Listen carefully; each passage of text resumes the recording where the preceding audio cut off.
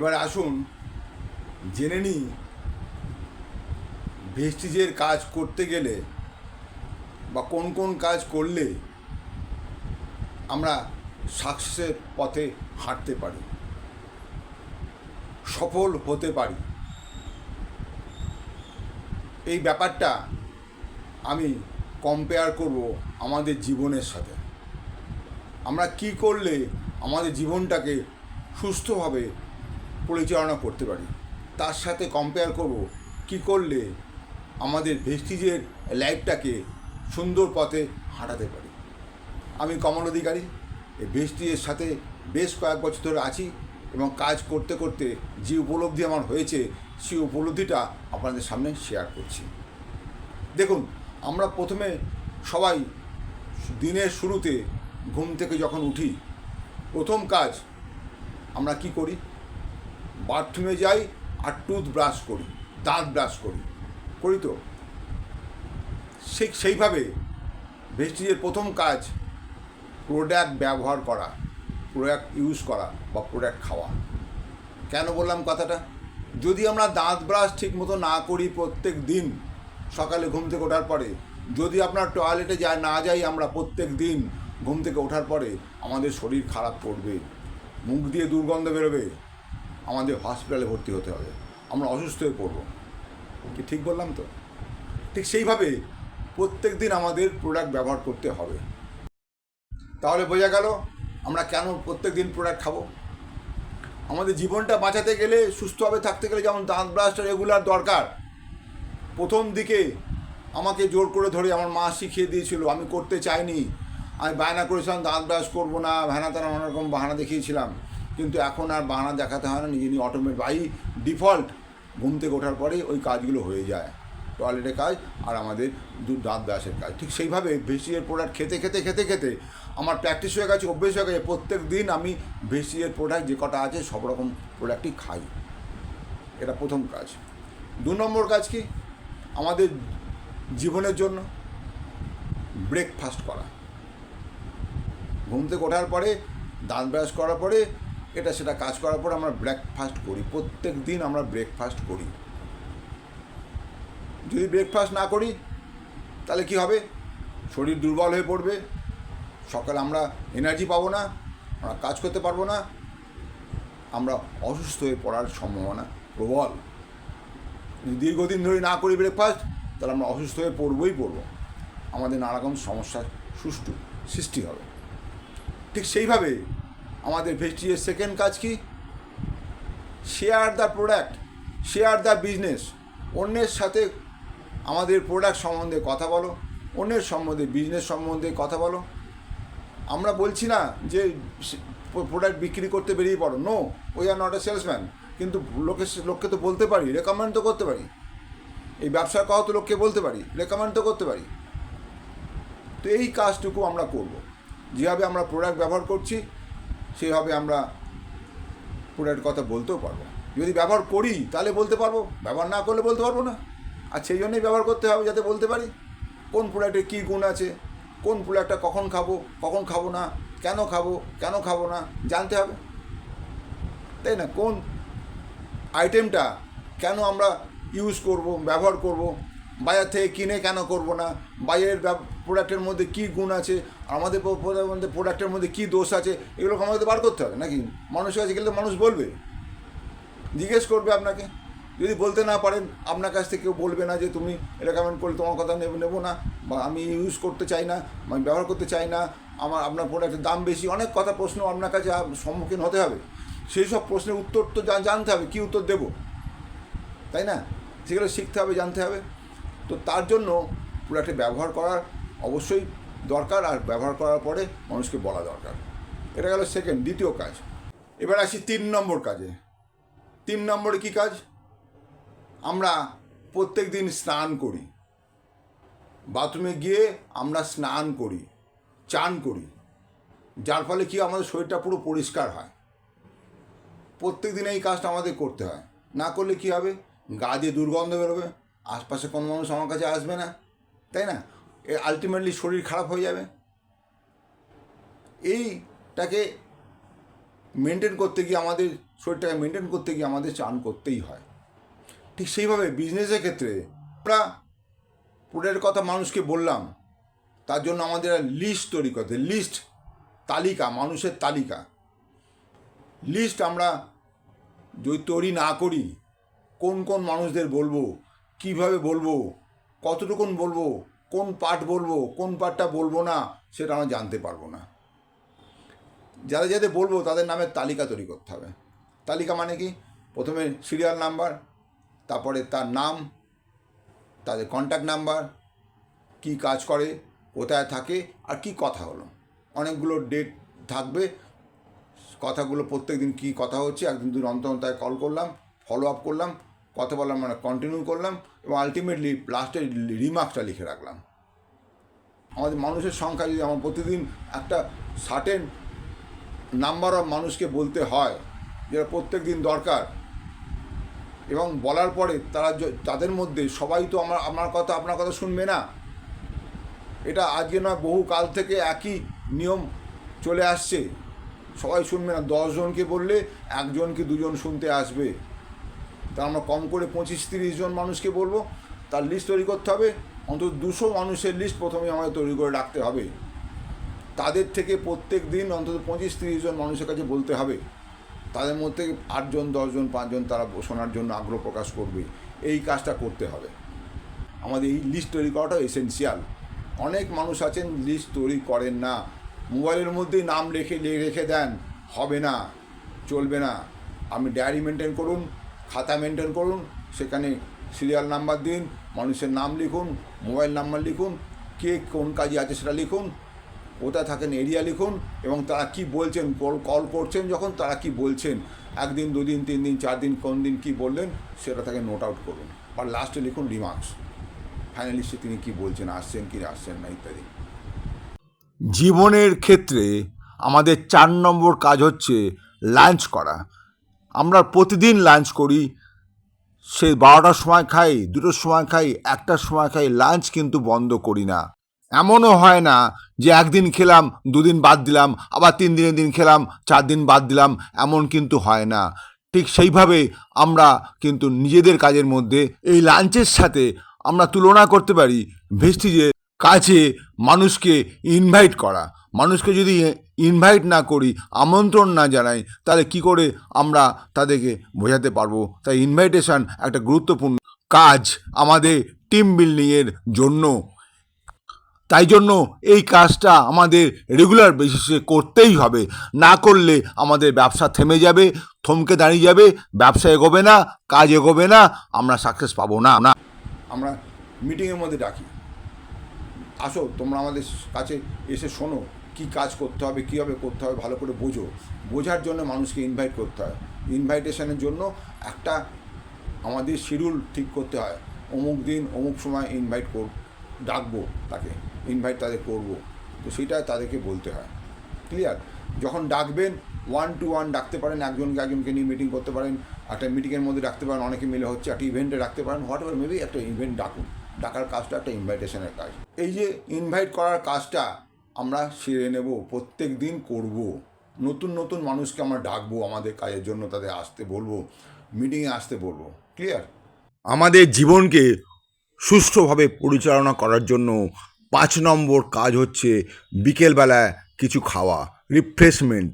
যেই খাবারের মাধ্যমে আমাদের শরীর সতেজ থাকে, এনার্জেটিক থাকে, ক্লান্তি বোধ দূর হয়, এবং আমরা আমাদের কাজ ঠিক মতন করতে পারি। ঠিক সেইভাবে প্রত্যেক দিন আমাদের মিটিং করতে হবে। কার সাথে মিটিং করব? মিটিং করব মানুষের সাথে। 1 to 1 মিটিং, অনেকগুলো মানুষকে নিয়ে একসাথে করা meeting, group meeting, home meeting, কোম্পানির মিটিং, নানা রকম মিটিং আছে, সিএনটি মিটিং আছে, নানা রকম মিটিংয়ের নাম আছে, নানা রকম মিটিং আছে। মিটিংগুলোর মধ্যে আমরা থাকবো। মানুষকে সেখানে যেমন ডেকেছি, সেই মানুষগুলো যারা আসছে তাদেরকে নিয়ে সেই মিটিংয়ে আসছি, বসছি। আমি মিটিং করা শিখে গেলে সবাইকে শেখাতে পারবো। যার ফলে আমাকে বারে বারে সেই মিটিংটা আমায় দেখতে হবে, ভালো করে বুঝতে হবে কী করে মিটিংটা হচ্ছে, কী করে মিটিংটা তৈরি হচ্ছে, কী করে মিটিংটা প্রেজেন্টেশন হচ্ছে, কীভাবে বলছেন, কোনটা বলছেন না, কীভাবে বলছেন, কীভাবে নিজেদের স্টোরিটাকে হাইলাইট করছেন, এই পুরো ব্যাপারটা শিখতে হবে। নিজের যদি শিখে যদি ক্ষমতা তৈরি করে নিতে পারি, তাহলে আমি সেই মিটিংটা করতে পারি। এই ব্যাপারটা আমাদের মনের মধ্যে নিতে হবে এবং আমাদের তৈরি হতে হবে সেটার জন্য। এই মিটিংটা অবশ্যই দরকার। যেভাবে আমরা লাঞ্চ করি, আমাদের খাওয়া দরকার, সেই মিটিংটার মধ্যেও ইনভলভ থাকাটা আমাদের অবশ্যই দরকার। হলো, মিটিংটা তো হয়ে গেল। মিটিংয়ের পর কি আছে? এরপরে আমরা সন্ধ্যার পর রাতের খাবার খাই। সেটা আমাদের 6 নম্বর কাজ। জীবনযাত্রা পরিচালনা করার জন্য প্রতি রাতেই আমাদের ডিনার করা অবশ্যই প্রয়োজন। সেই জন্যই আমরা হয় না যে একদিন খেলাম, ডিনার করলাম, 2 দিন ডিনার করলাম না, আবার 4 দিন ডিনার করলাম তো 6 দিন ডিনার করলাম না, এইটা কখনোই হয় না। সেই জন্য আমাদের এটা খুব এসেনশিয়াল। সেইভাবে আমাদের ভেস্টিজের ক্ষেত্রে আমাদের টিম ওয়ার্ক করাও খুব এসেনশিয়াল। মানে মিটিংয়ের পর নতুন মানুষদের সাথে কথা বলা, তাদের কোনটা ভালো লাগলো, কোনটা ভালো লাগলো না, কোনটা তারা চাইছে, কোনটা চাইছে না, পুরো ব্যাপারটা তার সাথে আলোচনা করে যে যা চাইছে সেটা তাকে পাইয়ে দেওয়াটাই আমাদের মেন উদ্দেশ্য। ঠিক সেইভাবে আমাদের তারপরের কাজটা কি? তারপরের কাজটা হচ্ছে টিম ওয়ার্ক। যারা নতুন মানুষ এলো, ধরুন আপনি নিয়ে এসছেন, আপনি আজ নতুন, আপনি আর 2 নতুন মানুষকে ডেকেছেন, তারাও এসছে, তারা ভালো করে শুনলো। আপনার আপলাইনকে ডেকেছেন, আপলাইন ভালো করে বোঝালো, আপনি পাশে বসে চুপটি করে বসে থাকলেন, শুনলেন ভালো করে আপলাইন কী বলছেন। পারলে আপলাইনের যে বক্তব্য সেটা ভিডিও করে নিলেন, অডিও করে নিলেন, সেটা আপনি পরে পরে ভালো করে শুনুন। হয়ে যাওয়ার পরে আপলাইনের টোটাল প্রোগ্রাম দেখানো হয়ে যাওয়ার পরে, যখন দেখানো হলো, দেখানোর সময় 3টে ব্যাপারে হাইলাইট করা হয়। 3টে ব্যাপার কী কী? প্রথমে বলা হয় কোম্পানির প্রোফাইল, তারপর বলা হয় কোম্পানির প্রোডাক্ট সম্বন্ধে, তারপর বলা হয় কোম্পানির মার্কেটিং প্ল্যান। এই মার্কেটিং প্ল্যান বলার পরে তারা কিছু টেস্টিমোনিয়াল তুলে ধরেন যে কী কী মানুষ, কোন কোন মানুষ কোন কোন জায়গায় গেছেন, কীভাবে অর্থ রোজগার করছেন, কী কী প্রোডাক্ট খেয়ে কীভাবে তার কতটা ভালো লেগেছে, ভালো আছেন, টেস্টিমোনিয়ালটাও শেয়ার করে দেখানো হয়, বলা হয়। এই ব্যাপারটা যখন তিনি দেখলেন, নতুন মানুষ যখন দেখলেন, 3 রকমের মানুষ তাদের মধ্যে থাকেন। একজন মানুষ বলেন যে আমি সব বুঝলাম কিন্তু আমি ইন্টারেস্টেড নই। তাকে বলুন ওকে ফাইন, খুব ভালো থাকুন, হ্যান্ডশেক করুন, থ্যাংক ইউ ভেরি মাচ, আমার সাথে পরে দেখা হবে, ছেড়ে দিন তাকে আর পেছনে পড়ে থাকবেন না। দ্বিতীয় মানুষ কে আছে? যিনি বললেন সব ভালো লাগলো, আমি প্রোডাক্ট এখন ব্যবহার করে দেখবো, যদি ভালো লাগে তাহলে আমি কাজ করা শুরু করব। ওকে ফাইন, তাহলে কোন কোন প্রোডাক্ট নেবেন বলুন।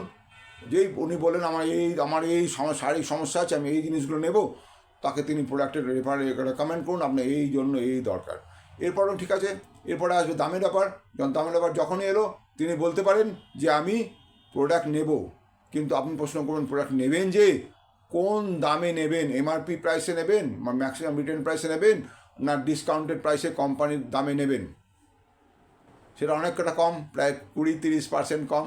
উনি বলবেন আমি ডিসকাউন্টেড প্রাইসে নেব, ওকে ফাইন, সেটা কোনো ব্যাপার না। কোম্পানি ডিসকাউন্ট দেবে, আমি ডিসকাউন্ট দিতে পারবো না, আমার সে অধিকার নেই। তাহলে পরে আপনাকে ডিসকাউন্ট ফর্ম ফিল আপ করতে হবে, তার জন্য আপনাকে আধার কার্ড আর ভোটার কার্ড এখানে দিতে হবে। কোম্পানি আপনাকে ডাইরেক্টলি ডিসকাউন্ট আপনাকে দেবে, সরাসরি কোম্পানির সাথে আপনার একটা লিঙ্ক হয়ে যাবে, সেটা আমি করে দিচ্ছি। ওকে ফাইন, উনি দিলেন, ওনাকে এন্ট্রি করে দিন, এবং করা মানেই তিনি কোম্পানির সাথে সরাসরি, কোম্পানির একটা শপিং অ্যাপ আছে, শপিং অ্যাপটা ডাউনলোড করতে পারবেন, শপিং অ্যাপের মাধ্যমে উনি নিজের মতন করে জিনিস দিতে পারবেন। ওকে, হয়ে গেল। 3 নম্বর মানুষ কে? যেমন আমি আমি রাজি আছি, আমি কাজটা করব, দারুণ লেগেছে আমার, আমি এখান থেকে ভালো রোজগার করতে চাই, আমি এই কাজটা করতে চাই, ব্যাস। ওই রকম মানুষকে আপনি খুঁজছেন, সেই মানুষকে খুঁজছেন যার মনের মধ্যে একটা জ্বলন্ত আগুন আছে, যিনি চাইছেন নিজেকে বড় জায়গায় নিয়ে যেতে, বড় কিছু করতে, বড় কিছু ভাবতে, বড় কিছু হতে।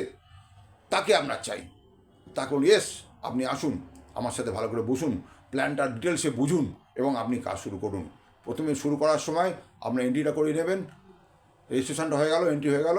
ওনাকে কিছু টাকার প্রোডাক্ট, যদি আপনি প্ল্যানগুলো বলুন কীভাবে আপনি সবচেয়ে কম দামে প্রোডাক্ট পেতে পারেন, সেই প্ল্যানগুলো বলে কনসিস্টেন্সি অফারের কথা বলুন। কনসিস্টেন্সি অফারে নিলে পরে ওনার যে অনেকটা বেনিফিট আছে, প্রায় 50%-এর ওপর ডিসকাউন্ট পাবেন, প্লাস আগামী দিনে অনেক বড় জায়গায় যাবেন, সেই সবগুলো ভালো করে ওনাকে জানান। উনি রাজি হয়ে গেলেন, উনি আপনার সাথে কাজ শুরু করলেন। তারপরে কী কাজ? তারপরে ফলো আপ করা, লাস্ট ফলো আপ মানে কি? আমরা রাত্রিবেলা ঘুমোতে যাচ্ছি বেডে, সেটা আমাদের জীবনের দিনের শেষের কাজ। সমস্ত কাজ শেষে লাইট ফ্যাট নিভিয়ে আমরা ঘুমিয়ে পড়ি। ঠিক সেইভাবে আমাদের এই যে 7টা কাজের মধ্যে যে কাজ বা হ্যাবিট বলুন, এই অভ্যাসের মধ্যে সেভেন্থ হ্যাবিট হচ্ছে ফলো আপ করা। ফলো আপ মানে কি, তারা সবাই শুনলেন, জানলেন, বুঝলেন, যেই যেমনভাবে আপনাকে রিপ্লাই করলেন ঠিক সেইভাবে তাকে ফলো আপ করুন। যিনি প্রোডাক্ট নিয়েছেন তাকে বলুন প্রোডাক্ট কেমন লাগছে, খেয়েছেন, কী আপনি রেজাল্ট পাচ্ছেন, ভালো মন্দ ইত্যাদি জানুন।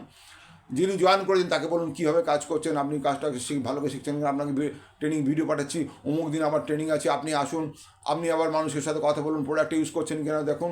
এই সমস্ত কিছু তার সাথে ফলো আপটা রাখুন, ফোনে ফোনে কথা বলুন, তাকে সবসময় মেন্টালি গাইড করুন যাতে উনি যেন হতাশ না হয়ে পড়েন। কারণ আপনি জানবেন জয়েন করার পরেই যখন বাড়িতে যাবে বাড়ির লোকেরা তার পেছনে লেগে পড়বে। কারণ অনেক মানুষ আছে যারা তার শুভাকাঙ্ক্ষী, এতটাই বেশি শুভাকাঙ্ক্ষী যে তাকে বলবেন তোর দ্বারা হবে না, তুই পারবি না, এই কাজ তোর জন্য নয়, অনেকে এ করেছে পারেনি, ও করেছে পারেনি, আমার মাসির ছেলে করেছে পারেনি, সে পারেনি, দুনিয়ার পারেনি কেউ তুলে ধরবে কথার সামনে। এরকম অনেক জ্ঞানদা চলে আসবে তার সাথে। বাড়ির লোক, ঘরের লোক, বাড়ির লোক, বন্ধু বান্ধব, আত্মীয় স্বজন সবাই আসবে তাকে না করার জন্য, না বলার জন্য। তাকে এই সময় মনের জোরটা বাড়ান, বলুন যে তোমাকে তো এতদিন কেউ বলেনি তুমি এখান থেকে ভালো ইয়ে করতে পারো, তোমাকে এতদিন কেউ বলেনি, তুমিই পারবে। আমি বলছি, আমরা বলছি, আমাদের টিম বলছি, আমাদের কোম্পানি বলছে, কোম্পানি এত মানুষকে দেখাচ্ছে, লক্ষ লক্ষ মানুষ এখান থেকে লক্ষ টাকা রোজগার করছে, দেখাচ্ছে। সাধারণ সাধারণ মানুষ যারা এতদিন ধরে অন্য কোথাও কিছু সাকসেস হতে পারেনি এখানে সাকসেস হচ্ছে। তুমি কেন পারো? তুমি যদি চাও পারবে। দুনিয়া কি বললো তাতে কি এসে যায় না। তুমি নিজে কি বলছো, তুমি নিজে কি, নিজের মধ্যে সেই বিশ্বাসটা আছে কিনা, ধৈর্য আছে কিনা, সেই মনোবল আছে কিনা, সেই কমিটমেন্ট আছে কিনা, সেই ফোকাস রাখছো কিনা, সমস্ত কিছু যদি ইয়েস হয় তা তুমি অবশ্যই পারবে, 100% পারবে। এইভাবে ফলো আপ তাকে করুন, সে আপনার সাথে লেগে থাকবে আর তার সাথে কানেক্টেড হন। সবসময় কানেকশান রাখুন, ঠিক মতন যোগাযোগ সে মতো রাখুন, উঠতে বসে তার সাথে ভালো ব্যবহার করুন। শুধুমাত্র ব্যবসার কথা না, তার বাড়ির কথা, তার সমস্যার কথা ভালো করে শুনুন, তারপর তাকে অ্যাডভাইস করুন কী সমস্যা হলে কী প্রবলেম হবে। ক্লিয়ার? আর যখনই পারবেন তাকে ইনভাইট করুন, প্রতিটি মিটিংয়ে ডাকুন, আসতে বলুন, তাকে ট্রেনিং ভিডিও পাঠান, বিভিন্ন রকমের ভালো ভালো ভিডিও পাঠান, টেস্টিমোনিয়াল পাঠান, প্রোডাক্টের সম্বন্ধে নলেজ দিন এবং প্রোডাক্টের ইনফরমেশান দিন সবসময়, যাতে তিনি ভেতর থেকে জেগে ওঠেন। আজকে বেশি মানুষ ঘুমোচ্ছেন, তাদেরকে জাগানো হচ্ছে আমাদের কাজ। জেগে ওঠেন তারা, যদি জাগতে পারেন জানবেন তিনি আপনার জন্য আগামী দিনে সেই ডিইউসিডি আপনাকে কোথায় নিয়ে যাবে আপনি এখন কল্পনা করতে পারছেন না। ডিইউসিডি মানে ডবল ইউনিভার্সাল ক্রাউন ডিরেক্টর, প্রেস্টিজের সবচেয়ে হায়েস্ট র্যাঙ্ক। এই র্যাঙ্ক মানে আপনার ইনকাম কখনোই 2-4 লাখ টাকার নিচে নয়। Thank you very much. আমি আর বেশি এগোলাম না।